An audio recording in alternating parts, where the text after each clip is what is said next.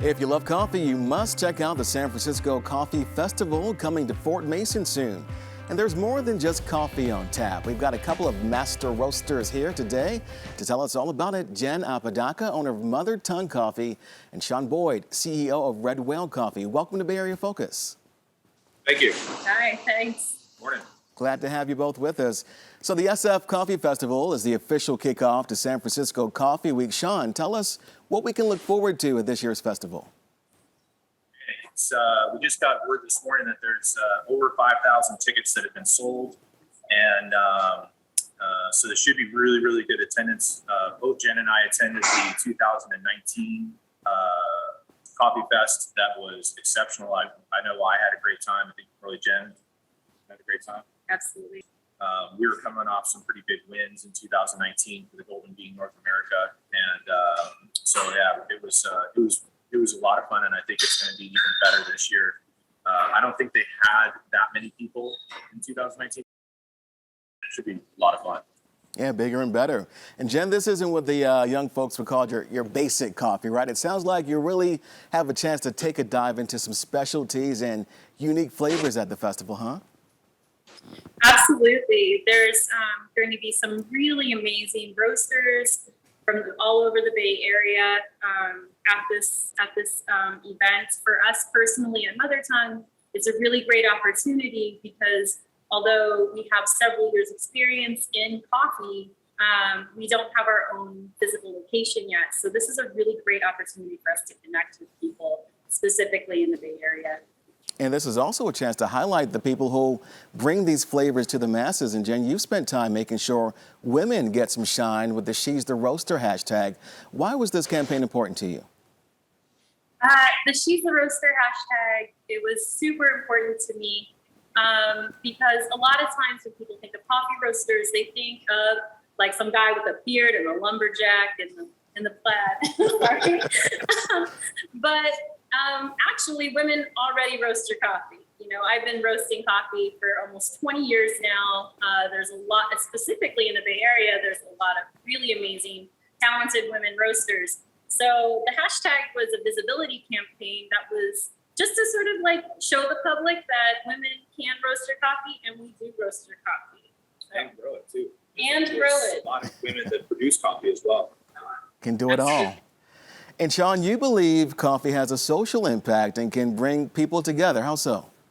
Oh, well, it has since coffee's inception. Coffee's always been about people and community, people getting together. In some countries, it used to be banned because people would, create wars over coffee. So, but coffee for us now, I think, is even more pivotal with everything that we've gone through. For us getting back to the social element that we've been so used to before everything has happened.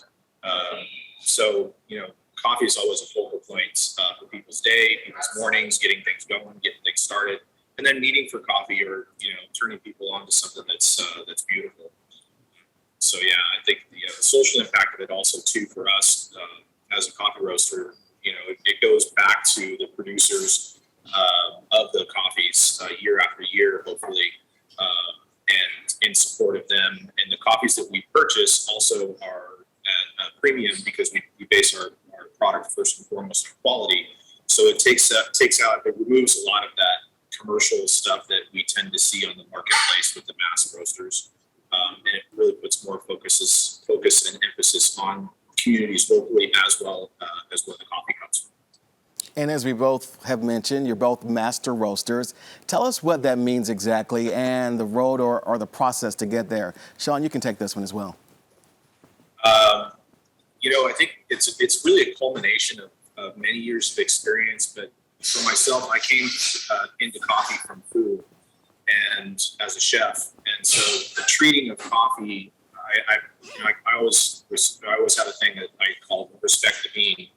And I am more of a bean whisperer than a coffee roaster, I find, because I always listen to what the coffee is doing and let it tell me what it wants to have happen to it, and then backing that up with cupping it, tasting it, and what have you. But it takes a lot of years to understand dynamics, and then how coffee actually works and how different countries work with coffee, and there's so much that goes into it that is learned learned attributes within coffee roasting. What about you, Jen? Coffee. Sometimes when people want to ask me about coffee, the first thing I need to gauge is how far down the nerdy coffee rabbit hole they really want to go. And specifically speaking, a master roaster needs to have been roasting for several years. I mean, people forget coffee is the seed of a plant, seed of a cherry, and it's harvested once a year. And so every year, even if you buy from the same farmer and they do the same wash process or honey process or natural process, the coffee's going to change and taste different each time. Everything will be a little bit different, and so that will affect how you need to roast it. And so a true master roaster can roast any coffee from any part of the world on any machine and be able to come out with really being able to represent that product in a really great way. Well, as an early riser, I have to say thank you to both of you for what you provide, because coffee gets me through the day. Thank you so much for being with us today. Absolutely. Thank you. Cheers. Cheers. Take care. And the 5th Annual San Francisco Coffee Festival is happening Saturday, November 13th and 14th at Fort Mason Center.